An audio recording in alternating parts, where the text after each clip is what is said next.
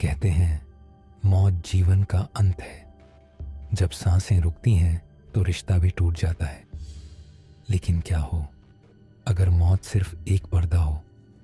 क्या हो अगर जाने वाला इंसान जाने से इनकार कर दे? यह कहानी है देवगढ़ की, पहाड़ों की गोद में बसा एक छोटा सा कस्बा जहां सूरज की रोशनी कम और कोहरा ज्यादा रहता है। यहाँ की हवाओं में एक अजीब सी खामोशी है जो अक्सर चीखों को दबा देती है। आदित्य और संजना की दुनिया यही थी, एक खुशहाल जोधा जिनकी शादी को अभी सिर्फ 3 साल हुए थे। संजना जो स्कूल में अध्यापिका थी, उसकी हंसी से आदित्य का पूरा घर चहकता था। लेकिन नियति को शायद उनकी यह खुशी में से कि खुशी मंजूर नहीं थी। एक रात सब कुछ बदल गया। संजना को अचानक सीने में दर्द उठा। इससे पहले कि आदित्य उसे अस्पताल ले जा पाता, संजना ने उसकी बाहों में ही दम तोड़ दिया। डॉक्टर ने सिर झुका लिया। Heart fail. आदित्य के लिए दुनिया वहीं रुक गई। लेकिन उसे नहीं पता था कि यह अंत नहीं बल्कि एक खौफनाक शुरुआत है। अगली सुबह श्मशान घाट पर सन्नाटा पसरा था। संजना को लाल जोड़े में विदा किया गया। उसका चेहरा शांत था, लेकिन उसकी आंखें वो पूरी तरह बंद नहीं थी। ऐसा लगता था जैसे वो अब भी आदित्य को देख रही हो। पंडित जी ने मंत्र पढ़े। आदित्य ने कांपते हाथों से चिता को अग्नि दी। लेकिन तभी कुछ अजीब हुआ। आग जलने लगी, पर लपटें ऊपर उठने के बजाय नीचे ही रेंग रही थीं। धुआं आसमान में जाने के बजाय जमीन पर किसी सांप की तरह फैल रहा था। लकड़ियां सुलग रही थीं, पर शरीर भस्म नहीं हो रहा था। वहां मौजूद बुजुर्गों ने एक दूसरे को देखा और फुसफुसाए, यह शरीर छोड़ना नहीं चाहती, इसका मोह बहुत गहरा है, यह आत्मा फंसी हुई है। आदित्य ने ये बातें सुनी, पर उसका दिमाग तो पहले ही सुन्न था। उसे बस इतना महसूस हुआ जैसे ठंडी हवा उसके कान के पास से गुजरी हो और किसी ने धीरे से कहा हो, मैं तुम्हें छोड़कर नहीं जा रही आदि।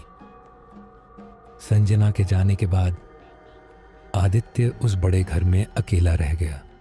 लेकिन क्या वो सच में अकेला था? रात के ठीक 2 बजे, जब पूरा देवगढ़ सो रहा होता, आदित्य की नींद खुल जाती। उसे प्यास लगती। एक रात वह पानी पीने किचन की तरफ गया। चांद की रोशनी खिड़की से अंदर आ रही थी।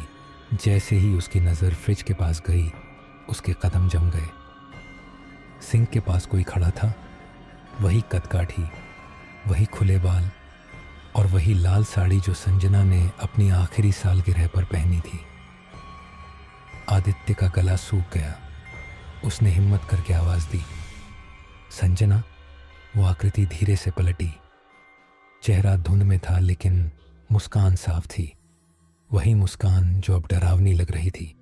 पलक झपकते ही वो धुएं की तरह गायब हो गई। आदित्य को लगा शायद यह उसका वहम है, उसके गम का असर है। लेकिन यह सिलसिला रुका नहीं। कभी बर्तनों के गिरने की आवाज, कभी पायल की छन छन।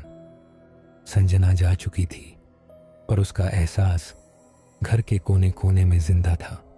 आदित्य की हालत बिगड़ती देख ससुराल वालों ने संजना की छोटी बहन श्रुति को उसकी देखभाल के लिए भेजा। श्रुति समझदार थी, सुलझी हुई थी। उसने धीरे धीरे आदित्य को संभाला। दोनों ने एक दूसरे के दुख को बांटा और घर वालों के दबाव में आकर शादी कर ली। शुरुआत में सब ठीक था। आदित्य को लगा कि शायद अब जिंदगी पटरी पर आ जाएगी। लेकिन शादी के कुछ हफ्तों बाद श्रुति बदलने लगी। बदलाव बहुत छोटे थे, लेकिन आदित्य की नज़रों से छुप नहीं सके। श्रुति, जिसे चाय में अदरक बिल्कुल पसंद नहीं थी, अब वो बिल्कुल संजना जैसी कड़क अदरक वाली चाय बनाने लगी थी। श्रुति, जो हमेशा हल्के रंग के कपड़े पहनती थी, अब संजना की अलमारी से भड़कीली लाल साड़ियाँ निकालने लगी थी। और सबसे डरावनी बात, श्रुति अब आदित्य को आदि कहकर बुलाती थी। यह नाम सिर्फ और सिर्फ संजना इस्तेमाल करती थी। आदित्य समझ नहीं पा रहा था कि यह श्रुति है या। एक रात बिजली कड़क रही थी। आदित्य कमरे में आया तो देखा श्रुति आईने के सामने बैठी बाल संवार रही है। आदित्य ने धीरे से कहा, श्रुति, इतनी रात को तैयार हो रही हो? श्रुति का हाथ रुक गया। उसने आईने के जरिए आदित्य की आंखों में देखा। उस नजर में श्रुति की मासूमियत नहीं थी, वहां एक अजीब सी ठंडक और अधिकार था। उसने एक भारी और अलग आवाज में जवाब दिया, तुम्हें क्या लगा आदि कि मैं तुम्हें किसी और का होने दूंगी? आदित्य के रोंगटे खड़े हो गए। वह पीछे हटा। संजना? श्रुति जोर से हंसी, एक ऐसी हंसी जो किसी जिंदा इंसान की नहीं हो सकती। वह उठी और धीरे धीरे आदित्य की तरफ बढ़ी। यह शरीर श्रुति का है, पर इस पर हक मैं तो मेरा है। हमने 7 जन्मों का वादा किया था, अभी तो एक भी पूरा नहीं हुआ। अब आदित्य को यकीन हो गया था, संजना की आत्मा ने श्रुति के शरीर पर कब्जा कर लिया था। वो श्रुति के जरिए आदित्य के साथ जी रही थी। हालात बदतर तब हुए जब श्रुति गर्भवती हुई। संजना की आत्मा अब और भी हिंसक हो गई। वह कहने लगी, यह बच्चा मेरा है। डर के मारे आदित्य गांव के प्रसिद्ध बाबा सुदर्शन नाथ के पास गया। बाबा ने चेतावनी दी, मोह में फंसी आत्मा सबसे खतरनाक होती है, इसे निकालना जानलेवा हो सकता है। अमावस्या की काली रात तय हुई। घर के आंगन में हवन कुंड बनाया गया। जैसे ही मंत्रोच्चार शुरू हुआ, श्रुति का शरीर कांपने लगा। खिड़कियां अपने आप बजने लगीं, हवाएं तेज हो गईं। श्रुति यानी संजना की आत्मा चीखने लगी, मैं नहीं जाऊंगी, यह मेरा घर है, यह मेरा पति है। बाबा ने श्मशान की राख और पवित्र जल का मिश्रण श्रुति पर फेंका। तभी एक भयानक चीख गूंजी। श्रुति का शरीर जमीन से कुछ इंच ऊपर हवा में उठ गया। उसके मुंह से काला धुआं निकलने लगा, जो चीखते हुए हवन कुंड की आग में समा गया। श्रुति बेहोश होकर गिर पड़ी। सब कुछ शांत हो गया। बाबा ने पसीना पोंछते हुए कहा, वो जा चुकी है। समय बीता। श्रुति अब पूरी तरह ठीक थी। उसने एक प्यारे से बेटे को जन्म दिया। आदित्य खुश था कि वह बुरा सपना अब खत्म हो चुका है। एक शाम मौसम बहुत सुहाना था।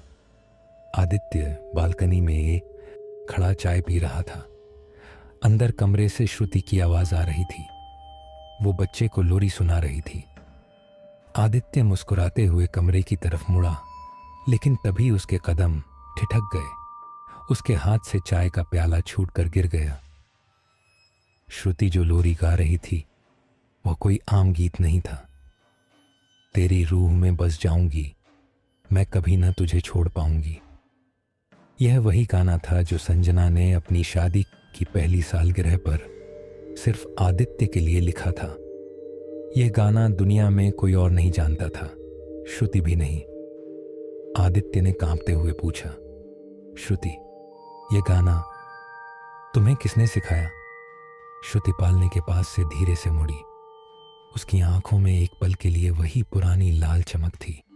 चेहरे पर एक रहस्यमय मुस्कान आई।